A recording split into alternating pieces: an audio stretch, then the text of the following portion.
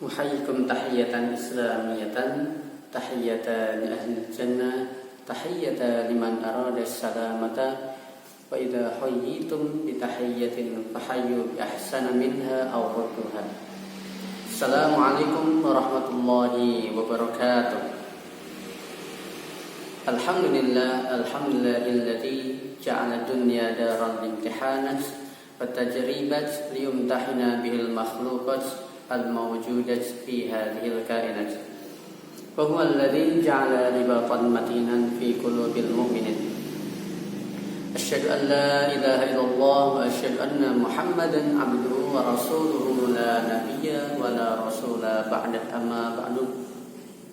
Yang pertama-tama marilah kita panjatkan puja dan puji syukur kepada Allah Subhanahu wa taala yang telah memberikan kita nikmat iman, nikmat Islam dan nikmat sehat sehingga kita bisa melaksanakan aktivitas secara maksimal dan secara bermanfaat untuk kita diri sendiri dan untuk masyarakat dan untuk yang lainnya.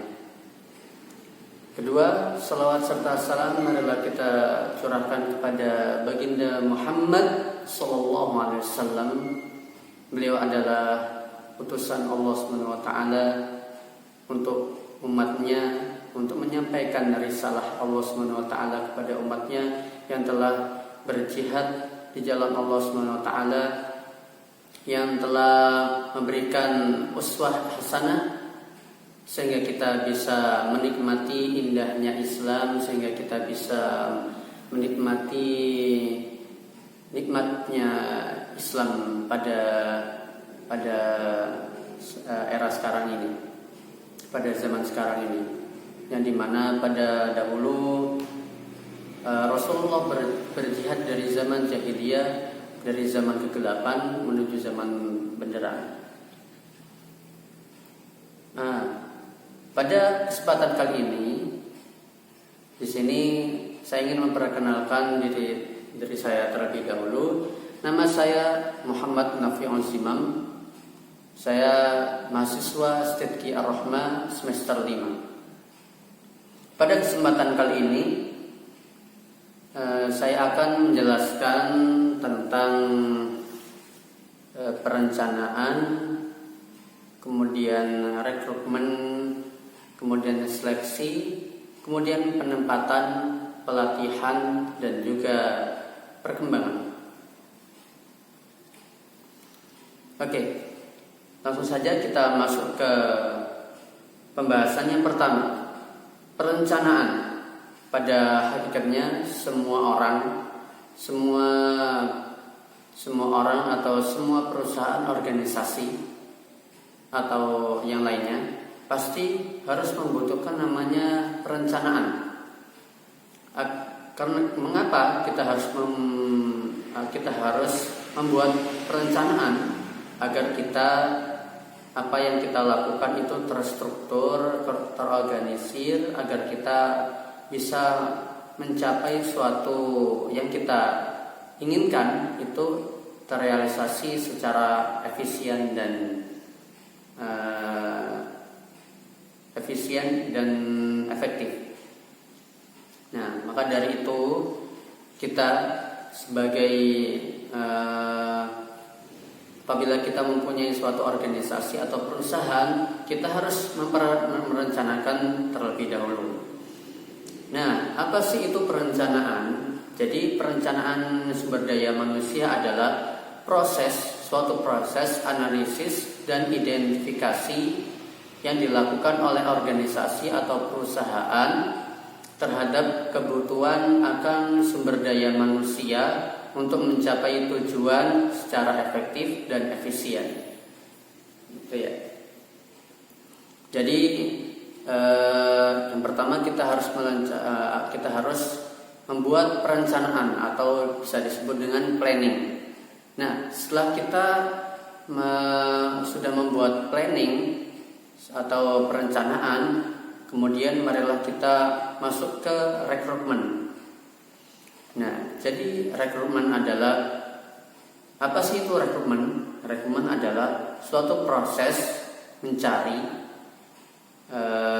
menemukan, mengajak dan menetapkan orang lain sebagai calon tenaga kerja dengan karakteristik tertentu sesuai dengan kesepakatan organisasi atau perusahaan tersebut.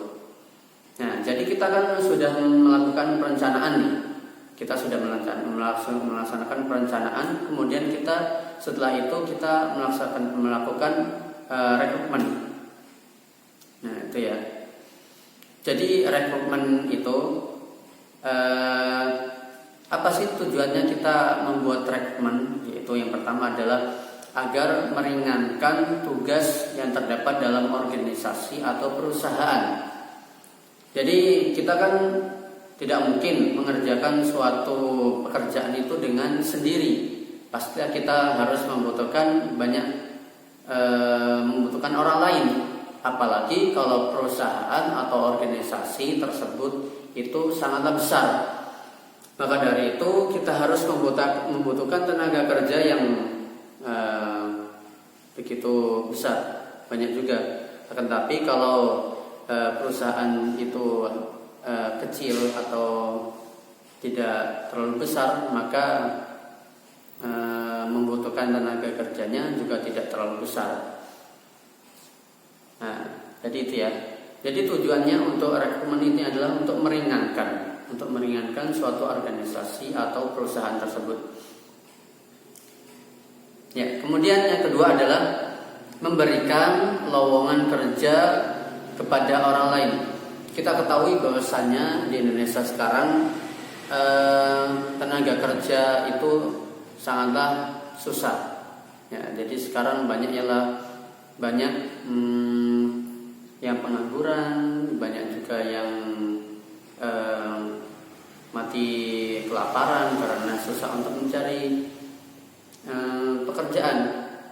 Jadi dan kebanyakan sekarang tenaga kerja pun banyak dari tenaga kerja asing. Maka dari itu, apa sih rekrutmen ini? Tujuannya yaitu untuk memberikan lowongan kerja kepada orang lain. Ya, itu ya. Kemudian yang ketiga adalah meningkatkan kinerja organisasi atau perusahaan. Jadi untuk meningkatkan kinerja perusahaan itu kita harus menambah karyawan atau merekrut karyawan atau merekrut orang lain, ya karyawan istilahnya itu ya. Jadi agar kita terus meningkat perusahaan atau organisasi tersebut. Apabila kalau suatu organisasi atau perusahaan tersebut tenaga kerjanya semakin berkurang, semakin sedikit, kemudian perusahaan tersebut mulai tenaga kerjanya semakin sedikit, maka itu akan mengurangi kinerja atau kualitas dari tenaga kerja tersebut, dari perusahaan atau organisasi tersebut. Maka dari itu kita harus membuat rekrutmen kepada orang lain, ya, seperti itu ini. Jadi kemudian prosesnya, ya, proses dari rekrutmen itu saya di sini menyusun menjadi 4, yaitu pertama penyusunan strategi untuk merekrut.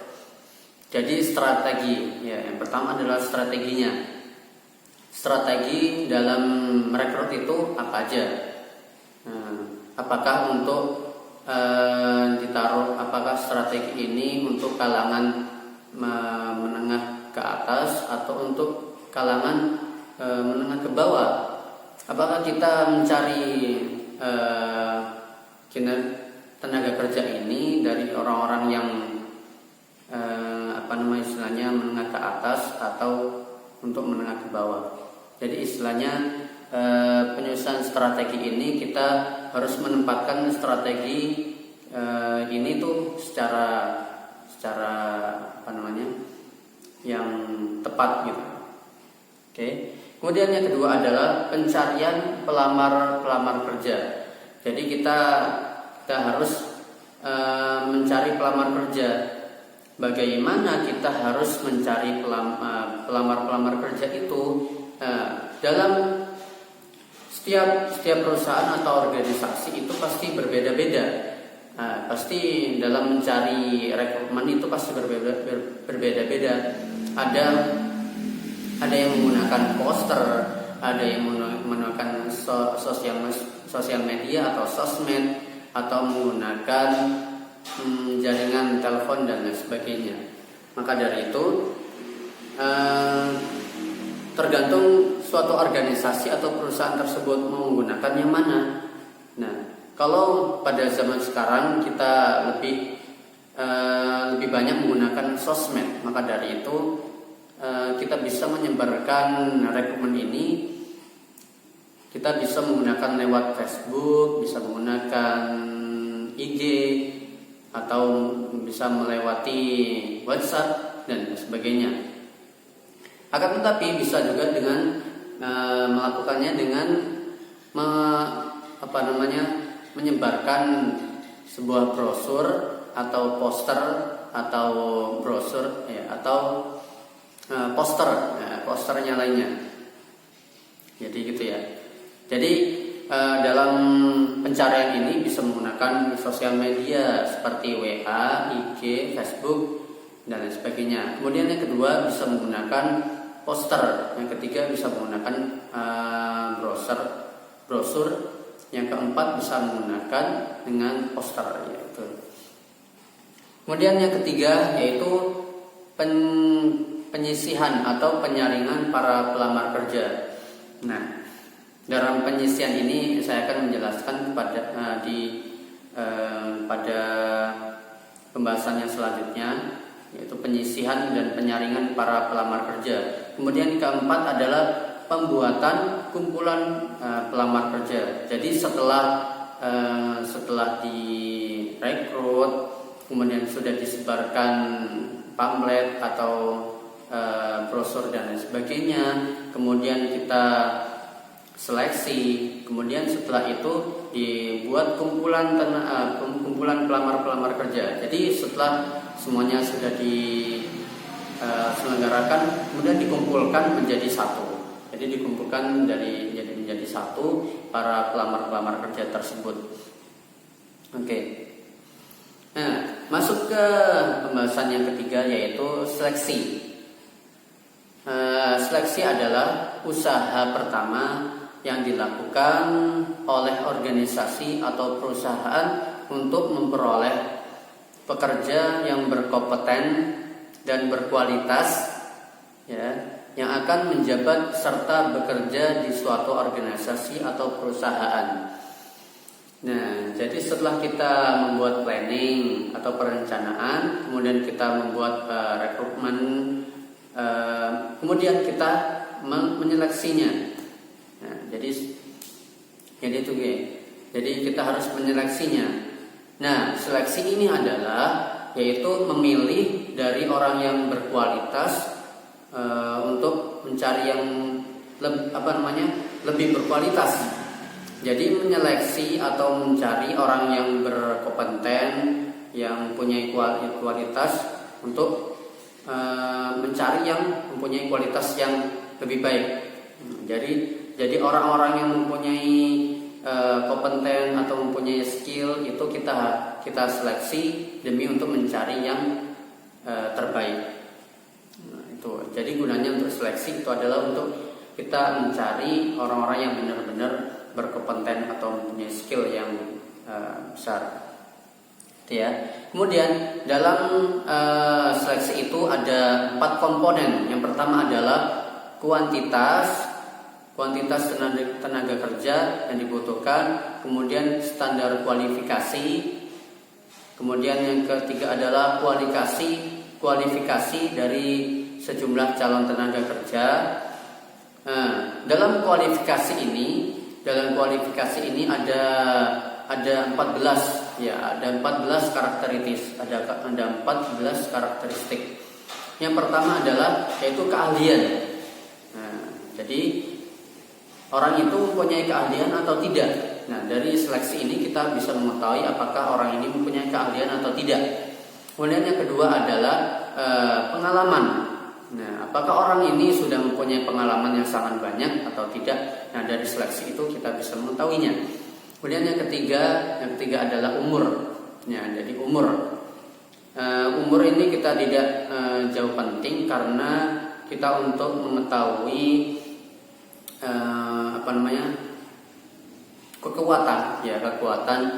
kekuatan dari seorang tersebut. Apabila kita mencarinya yang tua-tua, maka kita akan kesusahan dalam mengatur perusahaan tersebut karena tenaga orang tua itu sudah mulailah kurang cekatan ya, istilahnya seperti itu ya. Jadi kita pastinya kita mencari yang umurnya ya masih muda, ya tentunya masih muda itu ya. Kemudian yang keempat adalah jenis kelamin. Nah, jenis kelamin kita bisa menentukannya laki-laki atau perempuan. Kita tergantung organisasi atau perusahaan tersebut. Jika kita membutuhkan tenaga kerja yang lebih lebih cenderung mempunyai skill yang bagaimana atau kemampuan atau sesuai dengan sesuai dengan kebutuhan organisasi atau perusahaan tersebut. Ya, kemudian yang kelima adalah pendidikan. Nah, pendidikan ini juga tak kalah penting karena kita mengetahui riwayat sekolah orang tersebut. Jadi gitu ya. Keenam, keadaan fisik. Yang ketujuh, tampang. Yang kedelapan adalah bakat. Yang kesembilan adalah temperamen. Yang kesepuluh adalah karakter. Yang kesebelas adalah kerjasama. Yang ke-13 adalah kedisiplinan. Nah, disiplin, apakah orang tersebut itu bisa disiplin atau tidak? Maka dari itu kita bisa mengetahuinya dari seleksi itu. Nah, jadi seleksi ini gunanya tuh sangatlah penting dalam mengatur manajemen sumber daya manusia. Karena seleksi ini adalah menurut saya sangatlah berpengaruh dalam suatu organisasi atau perusahaan tersebut. Apabila kita salah memilih dalam sumber daya manusia tersebut, maka akan mengakibatkan kehancuran dari organisasi atau perusahaan tersebut. Nah, maka dari itu seleksi ini harus kita laksanakan dengan semaksimal mungkin. Ya. Kemudian yang terakhir adalah inisiatif dan kreatif. Jadi orang itu mempunyai inisiatif atau mempunyai kreatif atau tidak. Jadi maka dari itu kita harus menyeleksinya. Apabila orang itu orangnya tidak mempunyai inisiatif, kreatif atau tidak mempunyai sudah itu umurnya sudah tua, kemudian habis itu tidak mempunyai pendidikan, fisiknya lemah, maka dari itu kita harus menyeleksinya dengan semaksimal mungkin demi untuk meningkatkan dan memakmurkan dan bisa membuat organisasi atau perusahaan itu menjadi lebih besar. Oke, selanjutnya yaitu jenis-jenis seleksi. Nah, pastinya setiap organisasi atau perusahaan itu mempunyai cara atau proses dalam seleksi. Nah, di sini seleksi itu di sini saya membagi menjadi 3, yaitu administratif, kemudian yang kedua adalah tulis, yang ketiga adalah tidak tertulis. Nah, seperti itu. Jadi yang pertama adalah administratif. Administratif ini maksudnya adalah kita mengumpulkan data-data atau biodata dari sang pelamar pekerja tersebut, yaitu berupa seperti KK, kemudian akte kelahiran, kemudian ijazah, kalau perlu ada sertifikat ya sertifikat, kemudian KTP, kemudian KTP, kemudian selanjutnya adalah fotokopi. Nah, jadi semua dari komponen itu dari KK, akte kelahiran, kemudian ijazah, kemudian KTP, ini semuanya harus difotokopi. Nah, seperti itu. Kemudian yang selanjutnya yaitu ujian tulis. Nah, agar kita mengetahui dari kualitas atau seberapa kepunyaan dari orang tersebut, dari pelamar pekerja tersebut, kita harus melakukan ujian tulis. Ya, ujian tulis itu tergantung dari suatu perusahaan tersebut, yaitu bisa melalui tes IQ, tes IQ dan wawancara itu. Bukan sih, kalau ujian tulis bukan wawancara ya. Kalau ujian tulis itu kalau wawancara itu termasuk yang tidak tertulis. Jadi ujian tulis itu kita melihat dari tulisan dari ujian ujian tulis ya, secara IQ-nya gimana. Ya. Kemudian yang ketiga adalah ujian tidak tertulis. Nah, ujian tidak tertulis ini bisa berupa wawancara, kemudian bisa berupa praktek. Nah, seperti itu ya. Jadi tergantung pada perusahaan tersebut. Ya, jadi kalau kita menggunakan sistem yang tergantung pada organisasi dan kebutuhan oleh organisasi atau perusahaan tersebut. Tetapi di sini saya dalam tidak tertulis kita bisa menggunakan wawancara atau praktek. Ya, seperti itu.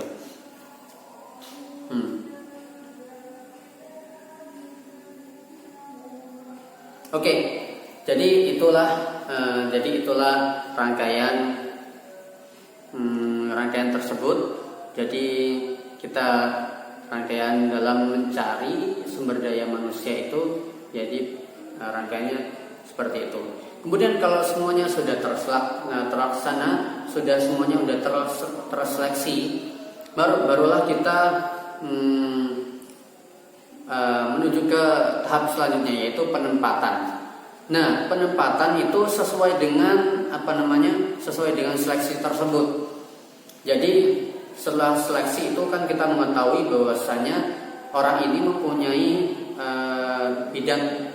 mempunyai skill atau kompeten yang bidang tersebut. Misalnya orang itu mahir dalam bidang sekretaris, atau orang itu pintar dalam media atau bendahara, dan lain sebagainya. Maka dari itu setelah seleksi kita harus menempatkan sang pelamar tersebut dalam bidangnya. Ya, bidang-bidangnya itu strukturnya tergantung pada organisasi atau perusahaan tersebut, gitu ya. Oke, selanjutnya yaitu pelatihan dan pengembangan. Nah, dalam ini dalam pelatihan dan pengembangan ini saya mengambil dalam surat Al-Mujadalah ayat 11, yaitu ya ayyuhalladzina amanu idza qila lakum tafassahu fil majalisi fafsahillahu lakum wa idza qila syuzu fanshuzu yarfa'illahu alladzina amanu minkum walladzina utul ilma darajat. Jadi yang pertama adalah yaitu iman kepada Allah Subhanahu wa taala, yaitu terkait dengan tazkiyatun nafs. Kemudian yang kedua adalah utul ilma darajat, yaitu menuntut ilmu. Yaitu yang kedua adalah ilmu, karena orang tanpa ilmu itu bagaikan hewan. Dan maka dari itu kita harus mempunyai ilmu dalam mengerjakan sesuatu, agar kita selalu meningkat. Oke. Mungkin itu saja dari saya pemaparan pada kali ini tentang perencanaan, rekrutmen, seleksi, kemudian penempatan dan terakhir pelatihan dan perkembangan. Saya Muhammad Nafi Usimam undur diri apabila ada kesalahan dari saya maupun dari perkataan maupun perbuatan. Saya mohon maaf sebesar-besarnya. Akhirul kalam, mu'tasimu bihamdillahi jami'an wa la tafarraqu. Assalamualaikum warahmatullahi wabarakatuh.